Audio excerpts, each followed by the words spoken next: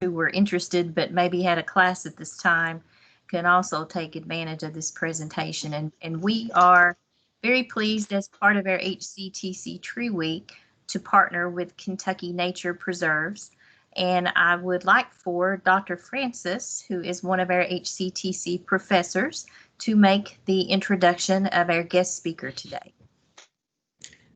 I'll do that. Our speaker is going to be Zeb Weiss, who is director of the Kentucky Nature Preserves Commission in Frankfort. The Kentucky Nature Preserves Commission is the agency that takes care of Kentucky's natural heritage. And so when sites have been identified as being unique or special, threatened, it comes to the attention of the Nature Preserves Commission. And Zeb and his staff can go in, and sometimes they can get the money to buy these places. Sometimes they get help doing it. But once they get them, the agency comes up with plans. Each different nature preserve has its own unique plan, its own goals, its own strategies, and its own threats. And it's harder than it sounds because there's no cookie cutter approach. The Nature Preserves Commission manages Appalachian forest and little remnants of the original bluegrass vegetation, cedar glades, cypress swamps, prairie remnants, all within the state of Kentucky. And each one of those is different. And so it's quite a job. And I think Zeb has a staff of over 24 biologists that work on these plans and keep track of these things. And I admire the agency. I really appreciate what they've done over the years, and they sort of fly under the radar. They don't get the attention maybe the Fish and Wildlife or some of the other agencies that manage land do, but they're there, and what they do is critically important. And Zeb is well suited to be the director. Zeb is a UK graduate, as we just heard, and Zeb has a long history of working in state government with resource management agencies. Since I've known Zeb, he's worked for Kentucky Department of Fish and Wildlife Resources, Kentucky State Parks, the Heritage Land Fund, now the Kentucky Nature Preserves Commission.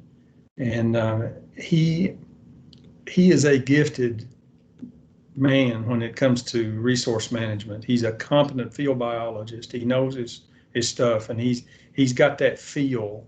When you're out with him, you can see he's got his heart in the right place.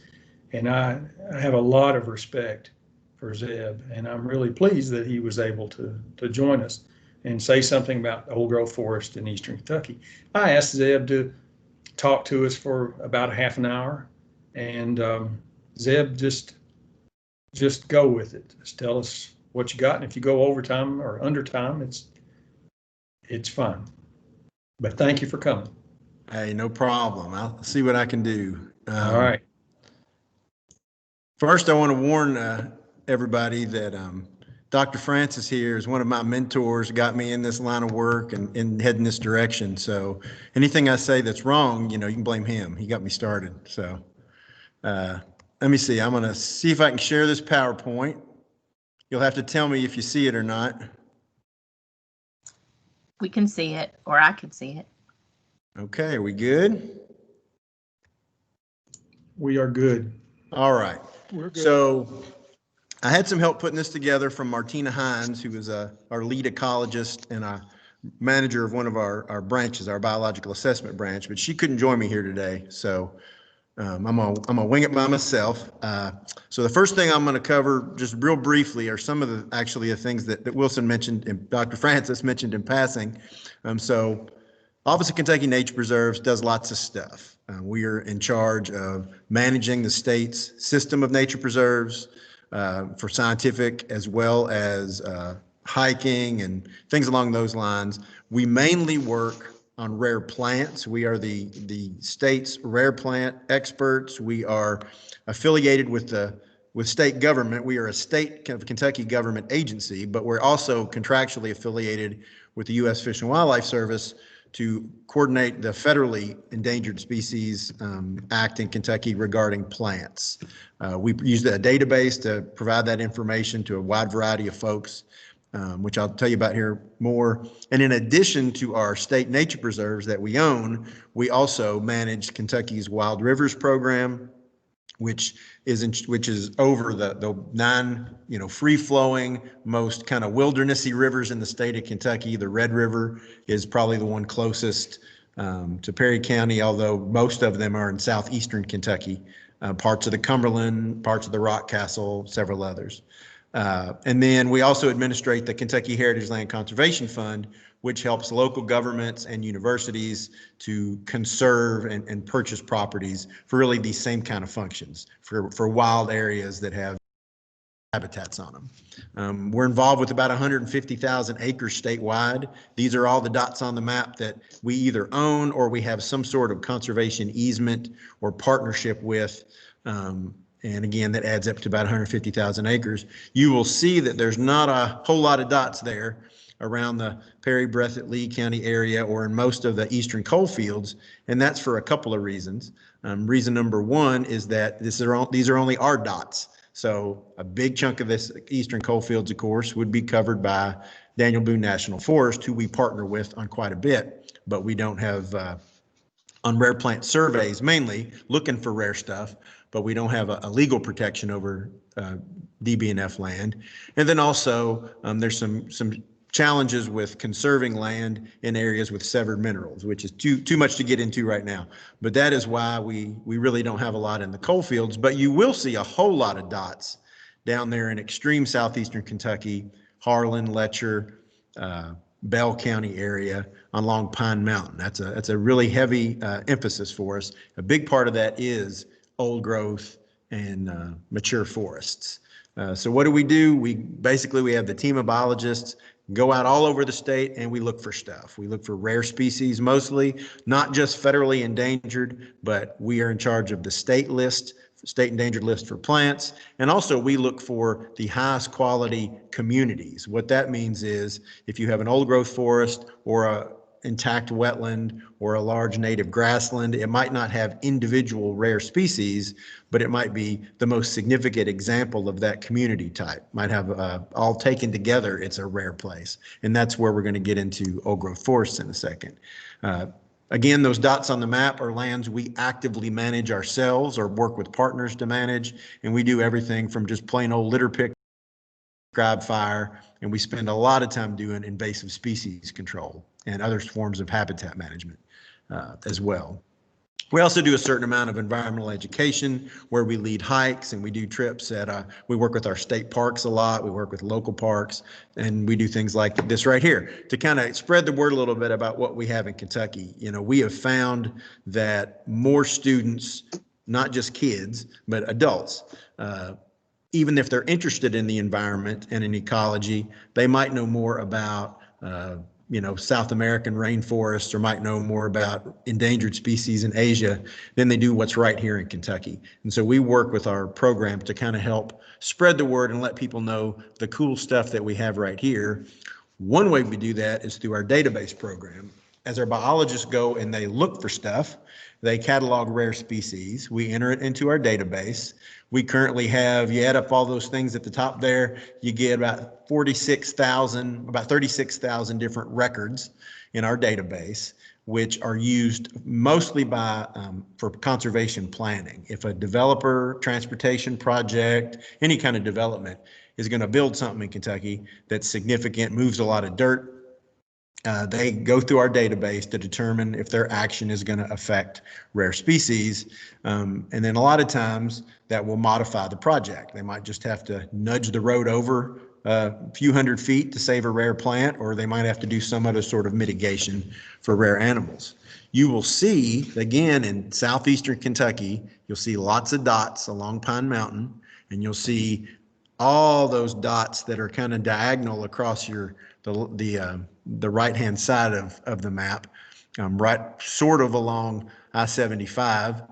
That's the Daniel Boone National Forest down into Big South Fork, where you have protected areas, where you have areas that are under conservation management common sense says you're going to have more rare species. Most of the white areas in Kentucky on this map are areas that have been cleared for agriculture. They're cities, they're towns, they're subdivisions. They're areas that just aren't very wild anymore.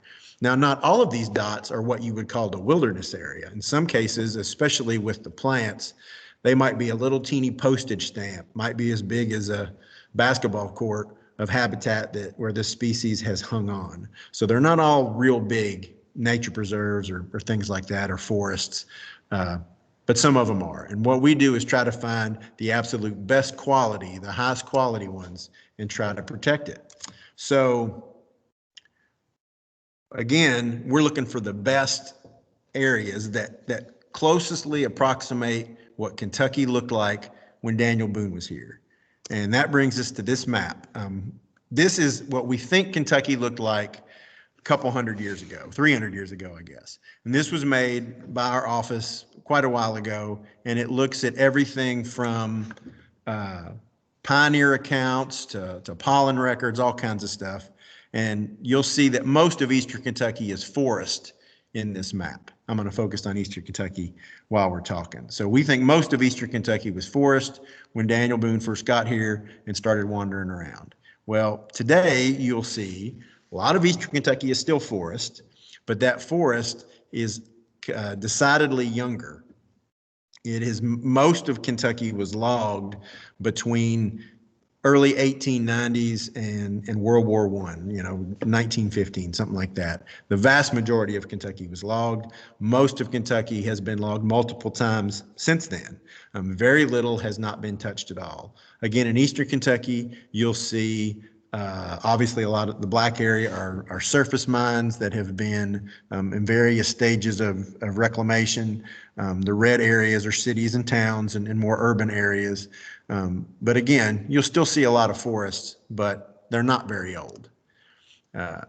Not surprisingly, the rare plants, it kind of goes back to that earlier map with data, the rare plants records that we have cluster around areas that are protected, that are already protected, areas that have not been converted to agriculture or cities or whatever. That's where you see the most dots. The red dots on here are the highest concentration of rare species. Again, you're going to see those dots in the Big South Fork, along Pine Mountain, places like that. You're not going to see them basically where, again, one or two species is hanging on would be low on this map. But where there's lots of them are areas that are protected, which brings us to old growth. So when most people think of old growth, again, they think of the rainforest, they think of jungles, which, we don't have any jungles in the state of Kentucky, but we do have a handful of old growth forests, not very many. And what old growth means is actually sort of debatable, which we're going to talk about now. Some people, when you think, old is age, obviously.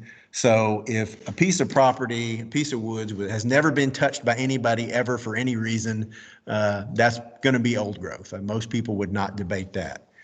What is debatable is how old is old growth. If something was cleared, when the pioneers got here 300 years ago and it's grown up since, some people would say 300 years old is old growth. Most ecologists would not say that, because in that brief time, although it has come back into some old growth characteristics, and maybe even the age classes might be old of the trees, a lot's gone on with the soil, a lot's gone on with the understory trees and the plants and the forbs. The whole community is not an old growth forest. It's just old growth trees. And those are kind of two different concepts, which are kind of hard for some people to wrap your head around. So basically what I'm saying is old trees is not all that goes into making an old growth forest. We have a lot of areas in Kentucky of varying sizes that have old trees, but we wouldn't necessarily call them old growth forests. Probably some of the oldest trees in the state of Kentucky, for example, are in Lexington Cemetery, are in really cemeteries throughout the state of Kentucky in the oldest settles community. You go to, Central Kentucky was settled first. So Danville, Harrodsburg, Lexington, places like that were settled a long time ago, where people established cemeteries they didn't go in and disturb because it's a cemetery. So you got a lot of big old trees there. So there are individual trees that are old, but again, the surrounding community is not old. Surrounding those trees are fescue, are things that were planted relatively recently, are things that are manicured. One of the things that people debate about old growth are the bluegrass savannas and the horse farms around central Kentucky. If y'all go driving around Lexington, Keeneland area, you'll see a lot of big old giant bur oak trees out in the middle of a field. Well, that individual tree is probably pretty old. It might be a couple, 300 years old, but it's not a forest. It's obviously in the middle of a pasture. So we would call those old trees, but not an old forest. In fact, the oldest trees that we know of in the state of Kentucky, or some of the oldest trees, are in Fayette County. They're not on a horse farm though. They're in a nature preserve called Floracliff, which if you drive to Lexington up I-75, when you cross the river, the bridge there at the Clays Ferry Bridge between Richmond and Lexington, if you look to the left-hand side, you'll almost immediately, within like a half a mile, see a chain link fence with them yellow signs on it. And that is the Floracliff State Nature Preserve. It's run by a nonprofit that we work with. And about 10 years ago, a professor from Eastern Kentucky, Neil Peterson, who studied old growth, went and he cored a bunch of trees there. And if you don't know what a tree core is, I should have put a picture on here of that. It's essentially almost like a little hand drill, manual drill, sometimes electric drill, and you drill a hole in the tree, but it pulls out a section of that tree. So it pulls out this kind of cork looking, pencil looking section of the tree all the way to the middle of it. And then you count the rings on that core and you put some tree salve on it so the tree doesn't, die, doesn't kill the tree, but you just count the rings on that core just like everybody's seen counting the tree to see how old it is. That's really all there is to it. The professor, Dr. Peterson, did not expect these trees to be particularly old until he really got to looking. And he discovered that all these trees you're seeing here and several others in this picture were first sprouted, were seedlings in the mid to early 1600s. So we're talking 400-year-old trees. The tree on the far left is the same tree these kids are standing in front of. They named it Woody Guthrie, which is pretty corny if you're old, and if you're young, you don't know what that means anyway. You can see the kids standing in front of it. The tree is not very big. It's not, there's plenty of trees bigger than that in any chunk of woods in your neighborhood, probably. But it cored to be very old. And the reason it's old is because it's on these really steep slopes above the Kentucky River where soils are kind of sort of thin, couldn't get a whole lot of nutrients, so they didn't get gigantic. Most importantly, when they logged the rest of the area, probably 100 years ago, this forest has not been logged recently, but it has been logged, they did not cut these trees. They didn't cut these trees because you can see by Woody there on the left, they're real twisty. They're not real straight. You couldn't get they weren't of high value as far as, bothering to cut them down basically, because they weren't nice, big, straight trees. That's one of the reasons he knew they were old trees. The oldest trees have spent, that tree on the left has spent really 400 years fighting for light. Every time another branch would fall down on top of them, or every time there'd be a storm and they'd slump a little bit, they would have to send out new branches, or their branches would grow twisty, fighting for that light in a crowded forest. When you see a tree in an open grown area, like a cemetery or like a horse farm, a lot of times they're nice and straight with big old branches sticking out in every direction because they don't have to fight anybody for light. There is no other tree around there. But these guys here have spent their whole life in competition with each other and with other trees that have come and gone, have been older than them and fallen down, all that stuff.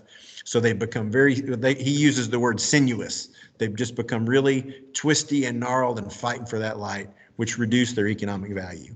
So these are old trees. However, we do not consider generally Floracliff to be an old, because this is a patch of a half a dozen to a dozen old trees in an area, the rest of which was all cut, rest of which is young trees, has really heavily invaded by bush honeysuckle and other non-native invasive plant species, it's dramatically changed the forest floor composition. So the trees are old, but the forest as a whole, we wouldn't say is old. This is what an old growth forest probably looked like when the settlers first got here. These are what most people think of as old growth trees. These are probably chinkapin oaks themselves in eastern Kentucky, perhaps. But we don't have any places like this left in Kentucky, you know, and these would have been in probably a cove, probably something sort of secluded where you got a lot of nutrients. You got a, you know, really rich nearby a creek or a river, a bottomland hardwood type situation. So again, in the late 1800s, early 1900s, all of these type areas in Kentucky were pretty much cut down at once. And we clearly haven't had enough time for trees of this size to grow back. So the oldest tree that we have left looks more like this. That's not to say all old trees ever look like this. These are the oldest ones we have left. At some point, we would have had more trees that look like this, but they just simply don't exist in Kentucky anymore. Now, a traditional definition of forest succession kind of leads to an old growth forest, a climax community. What the traditional definition is, you start at zero because there's a fire, there's a logging, a clear cut, there's some kind of disturbance that knocks everything back. So you start off at zero, then you start having grasses come in, and they kind of hold the soil in place, but then they also, in addition to that, they create some nutrients into the soil, and they kind of build up a soil layer. And then you start having more flowering plants come in and forbs. And then eventually you have shrubs and trees, a lot of pine trees, cedar trees particularly come in really early, really kind of early successional species. And then you get to the end, you have your oaks and your older long-lived trees, maybe tulip poplars, they'd come in a little earlier. But that's how you get to that, what we used to call a climax community. Now we know that on an individual small patch of land, nothing ever stays stable. You're always going to have fires. You're always going to have floods. You're always going to have a tree fall down and create an opening. So you're going to have pockets where all of these successional things are going to be happening at some place in a forest of any size. But again, if you look at forest as a whole, as a whole unit, it's going to be more or less sort of stable towards those mature species. Although again, the creek over, the ridge over, you might be in an earlier form of succession. Is that in general, you're going to be, if the forest is big enough, most of it is going to be more of a mature community type. And again, it's not all about the trees themselves. It's about what's growing on underneath as well. And you're going to have very complex canopy structure. So you're not going to just have big trees. You're going to still have some shrubs. You're still going to have some grasses. You're still going to have some flowers. Most of the trees coming in are going to be shade tolerant, which means they're not fighting for light quite as much, although some of them will be, and those are the ones that generally get to be bigger. And you're not going to have, again, if you're talking about what we would consider old growth, people are going to play a minimal role in this. This slide says no human disturbance. Really, we don't have any place left in Kentucky that hasn't had some human disturbance. At the very minimum, in eastern Kentucky, at the very minimum, you would have had folks probably do some selective logging. That just means they're taking out a tree here or there to build something or for firewood. You're probably going to have grazing to some extent just about everywhere. Even if it was a long time ago, you know, folks would just turn loose their livestock around their house, that kind of a deal. So there's going to be at least some disturbance just about any forest we have in the state of Kentucky, but it's not going to be extreme. It's not going to affect a majority of the property or even a minority of the property in a real heavy-handed way. It's going to be pretty small. Again, this is what most people think of when they think of old growth. They think of big, tall trees, but it's not all about the trees. It's about the whole community. So this is what we like to see when we're looking for old growth. We're not just looking for big trees. We're looking for lack of long-term disturbance. Everything starts at the soil. Everything starts on the ground. So it takes forever. It takes hundreds of years, if not thousands of years, I guess, to build up a really thick organic soil layer. So the least the soil has been disturbed, that's in some respects even more important than the trees and the overstory being disturbed if it's going to be an old growth forest. It's going to have a lot of different species on that ground, on the ground layer, a lot of forbs. We have about, I guess, 2,500, I think it's up to more than that now, of species in Kentucky, native plants in the state of Kentucky. Obviously, they don't all live in the same area. Some are wetland plants, some are grassland plants, some are forest plants, but a high quality old growth is going to have a lot of different species filling all the niches at the ground layer. Not just plants, but also lichen, fungus. You're going to have a lot of dead things on the ground, dead trees on the ground, rotting, things like that. That is real important. Dead standing snags. A lot of people don't understand that people think when a tree hits the ground, it's done its job and you can pull it out and, you know, it's not alive anymore, who cares? But that's how we get soil. That's how we get the humus layer in the first place, is trees rotting.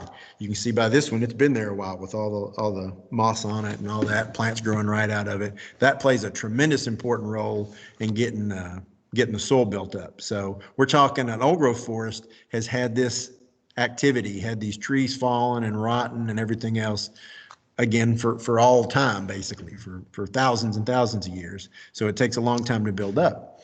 And because it's taken so long to build up, it supports a tremendous diversity of native species, not just rare plants, but also wildlife. Salamanders, shrews in this picture, a lot of our bats that are federally endangered depend on really big standing snags, standing dead trees are extremely important.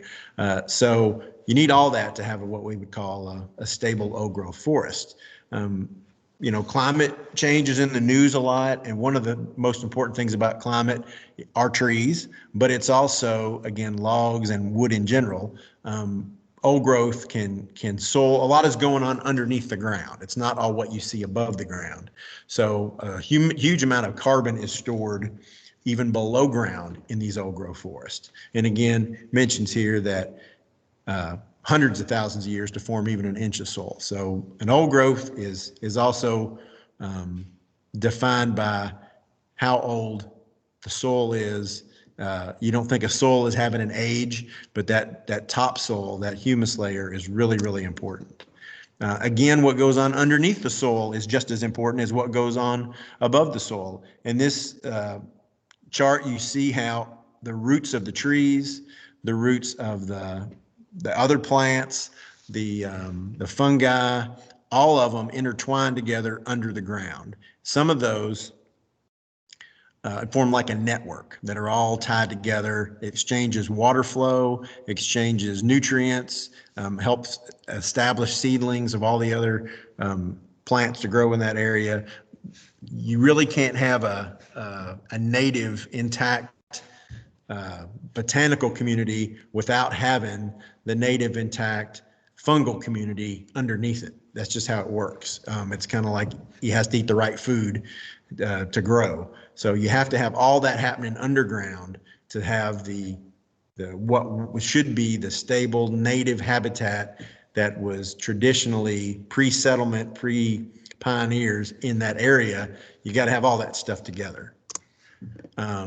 So we've talked a little bit about what we would consider old growth forest that most of y'all would recognize, a bunch of big old trees, and kind of a wilderness looking forest. But there are other types of old growth as well that we don't have much of, even less of in Kentucky. We have certain areas that have shortleaf pine woodlands, and a shortleaf pine community doesn't look anything like what you would think of as a old growth forest.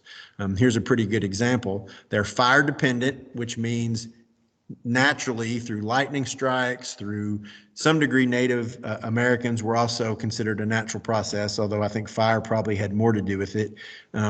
Fire would come through these pine communities fairly regularly. They estimate up to once every 3 to 5 years, burn off a lot of the soil on the ground, or burn off a lot of the plants on the ground, and only the trees that could stand fire and like fire would survive.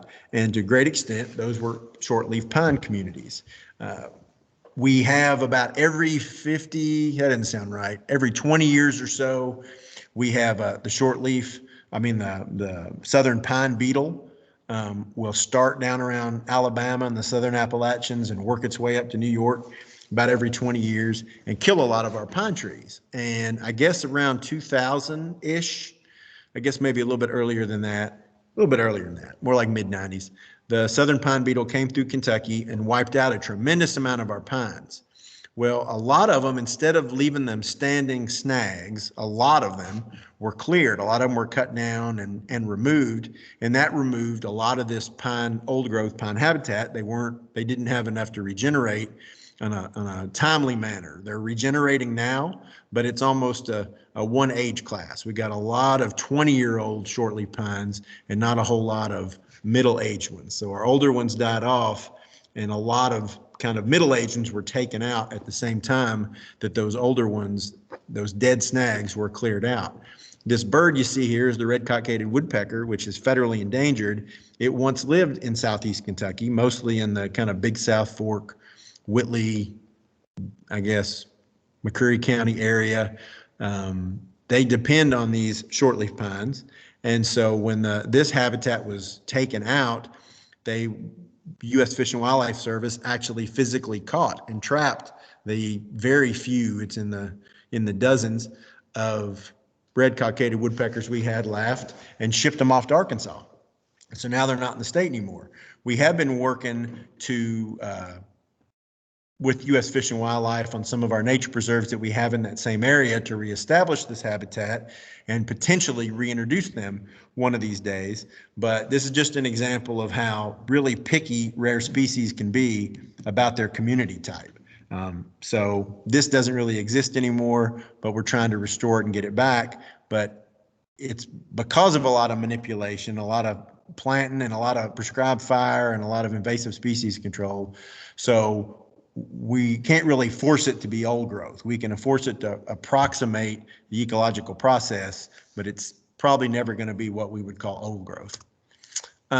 Here's a pretty good example, and this is sort of similar to the Floor Cliff example. This is along Buck Creek, Cumberland. This is actually along Lake Cumberland, but it's very similar to what I'm about to show you in Buck Creek. It's an area that we would sort of consider old growth, just because the community is fairly intact. It was obviously always a cliffside community. It couldn't really be reached, just like Floor Cliff. There was not really any economic reason to get to these trees to clear them out. So they were left, and they didn't really have a lot of economic value in the first place. So they're considered glacial remnants of northern white cedar. And this particular photo here is along Buck Creek in Pulaski County. So they only grow in just a few places where the climate is absolutely perfect for these species. They're not very widespread in the state of Kentucky, pretty much just here and a couple other small spots. Would we consider this whole forest old growth? Maybe not, because again, some of it has to do with size. I'm not sure that we would designate this area as big enough to be a forest.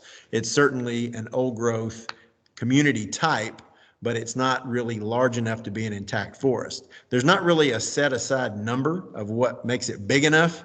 That's one of the things where there's actually, ecologists and biologists will argue with each other about whether this site qualifies for old growth and this site qualifies. So this is one that there's a little bit of dispute about.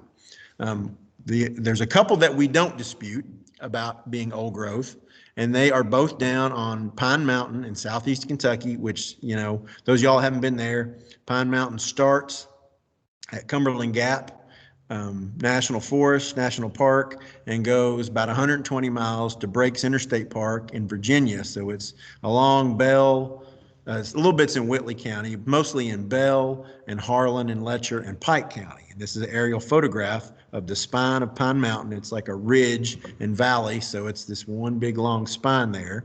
And on Pine Mountain, in the Letcher County area, you'll find Lily Cornet Woods, which is about 250 acres of old growth forest and ridge, kind of a ridge area. Again, you're not going to see any real big giant trees on it. You will see a few in some cove areas, but it's mostly ridgetop. A lot of chestnut oaks that are real old. But again, it's the forest floor and the species composition that makes it old. Eastern Kentucky University has owned this for about 50 years now. Our office worked with them to help purchase an addition a few years ago, and we help them out a little bit, but it's mostly EK uses it as a research forest. Dr. Bill Martin, the probably most renowned forest ecologist, I guess, one of them anyway, in Kentucky's history, was the chairman of Eastern's biology department for many years. He studied he studied lily cornet for decades and has a lot of data about the processes that happen here on this old growth forest. The larger old growth that we have left is the Blanton Forest State Nature Preserve that our agency owns in Harlan County, and it does have trails. It's open to the public. Anybody can go hiking there. Lily cornet is just for classrooms, for classwork and research. It's not, you can't really go there without an appointment. But Blanton, you can go and hike. And again, much like lily cornet, it was purchased, I guess, in the mid 90s, early 90s, and by the Heritage Land Fund. It's up to around 3,500 acres right now. It's pretty good size. But if you go there and you didn't know it was old growth, again, it does not have the big giant trees that you think of as old growth, because most of it is on the side of the mountain and up on the ridgetop. The oldest old growth that is on the site that has never been touched is at the very top of the mountain. So again, it's thin soils. The trees don't get really that big, that gigantic. So it's not going to look much different than other old forests you've probably been in before. It's not going to look noticeably different than Natural Bridge or Cumberland Falls or some of the other areas that we would not old growth, although there's pockets of them that you could argue have not been disturbed for over 100 years. Some people would consider those old growth, but again, not many areas of any size will have that undisturbed soil layer and all that other stuff going on underneath the ground. So this is a quote Martina put in here I really like that says, "The science of forestry is younger than the average time it takes for forests to reach old growth conditions." That means that old growth's been around for thousands of years. We've only really been studying it for a few decades. So there's still a whole lot more to learn about how it works and how it's structured and what we would consider old growth. So there's plenty more to learn, that's for sure. So that just about wraps it up. I always leave with this slide. If you have any questions, you'll see our website there, our Facebook page, and our email address if you have any questions to contact us, to ask about any of this stuff. You'll also see there a picture of those Purdy license plates. I always throw in a pitch for them as well. Blanton Forest, as well as most of the areas we work with, were purchased with help from regular folks having one of these license plates on the back of their car. It's more important than most people realize to help conserve these natural areas we have left in Kentucky. So having said that, I am gonna unshare my screen if I can figure out how to do it and turn it back over to Dr. Francis.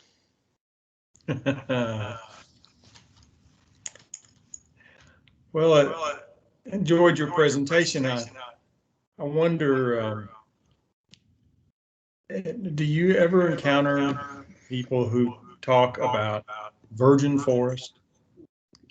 And do you ever explain to them the difference between old growth and virgin forest? Yeah, that's another one of those where you get into these terms, what do they always say that humans are a pattern-seeking species. We always love to put labels on stuff, make things nice and neat, but nature and science, at least the nature part of science, is rarely nice and neat. So when people think of virgin forest, they say that term, they generally mean nobody's ever done nothing there, that it is totally undisturbed by human hands. And again, that really, I don't know that exists anywhere in the world, much less in Kentucky. Blanton Forest is a great example. Blanton Forest, we know that the Blanton family and Lily Cornett Woods too. Lily Cornett was the man that owned Lily Cornett Woods. We know that they cut a tree here and there. We know they had livestock running in it, but they did it to such a limited degree that we feel like it did not alter those ecological processes in a significant way. Whereas if you wanted to be hardcore, you would say it's not a virgin forest because, you know, there's a power line running through part of one of them. There's small alterations to both of them here and there, but it's a matter of scale. It's a matter of degree, I think. And I've also thought about, I'm sure you had too, that the forest that we see in eastern Kentucky is not as old as the time of human occupation of eastern Kentucky. So there literally, there's probably no place in Kentucky that was not altered in some way by Native Americans thousands of years ago. So it's funny you say that. I mentioned that a little bit when I talked about the pine barrens, is that that's always been one of my pet peeves. Is I do prescribe fire quite a bit. Did one last week on our grassland communities because I think there's evidence to show that fire was an important part of these communities. What kind of irritates me sometimes is in the land management community, people will talk as if Native Americans lighting a fire was somehow more natural than your grandpa lighting a fire, that it was more similar to a lightning strike. Well, I mean, it's still a person doing something because they're wanting to clear land or move game around, game species around. So yeah, I mean, you know, Native Americans were obviously people and they manipulated every process that they could figure out how to manipulate with the tools that they had. At both Blanton Forest and Lily Cornett, there's ample evidence in the rock shelters, similar to, you know, the Natural Bridge, Red River Gorge area, that folks lived there for thousands of years. There were folks living in those rock shelters. So the idea that nobody ever set foot on them is just not remotely true. Yeah. I think that's a real problem, Zeb, is there were no historical sites other than possibly one down near Winchester for people to associate with occupation. And so we don't have the names associated with different areas in eastern Kentucky very much with specific historical tribes and things like that. So you actually have to sort of be involved with archaeology at some level to understand that we found points, I know in particular, Cumberland Point out on Tunnel Ridge Road, which goes back maybe 10,000 years. Mm-hmm. So what you're saying is very true, that there's been impact from people in places even like the gorge for thousands of years that we don't really think about that much. That's a great point about the settlement. Is we still have a hard time. We're getting off into history now, but it's we can only wrap our heads usually around Native Americans when it's kind of post-pioneer settlement and they're living in villages and we can relate to them. The idea that they were kind of sort of, especially in eastern Kentucky, they were mobile. They didn't live in the same rock shelter year after year. They moved around and they altered the habitat as they moved around. I mean, you know, the hominy holes in the gorge and places like that where they were some of the first agriculture in North America, where they were collecting seeds and grinding things up. I mean, that was moving stuff around. So yeah, if you want to say virgin forest is something that no human being ever set foot on or impacted, yeah, I don't know that exists anywhere, but it certainly doesn't exist in Kentucky, that's for sure. I'd say old growth forest to some degree is defined by the best place we can find that we didn't mess up too bad on purpose. It's not very scientific. I have one other question on the Flora Cliff. The cores, did they find anything relating to weather that was significant? You know, I don't remember the details. I feel like they did. If you mean as far as having drought years and things like that, yes, they did. I don't remember the details. I know Neil had has several pretty extensive publications that Flora Cliff was a part of in his old growth study. Neil, if you don't know him, he went on from from here to Harvard's forest, the Harvard forest at the university, the forestry department Harvard owns. So he's pretty big time. Once in a while, slums it with us still, but he's very extensively published. So I'm sure I can dig up that record and send it to you.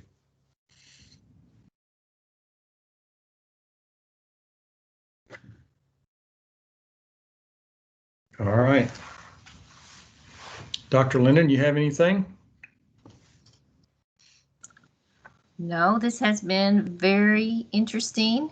I'm glad that we have this recorded so that students can access this later. I've taken some good notes, so I appreciate it. And thank you again, Dr. Francis, for securing Zeb for us today. And thank you, Zeb, for speaking with us today. And always good to hear from you as well, Dale. I miss getting to have lunch with Wilson and Dale on Wednesdays. We used to always do that in Jackson. Well, I'm glad I could be with y'all. Appreciate it. Thanks, Thank you, Zeb. It was Zeb. a great Zeb, it was a great presentation. Thank you. Thank you, sir. Tell Martina we missed her. I will. Everybody All right. have a good day. Thanks, y'all. Thank you. All right. So long.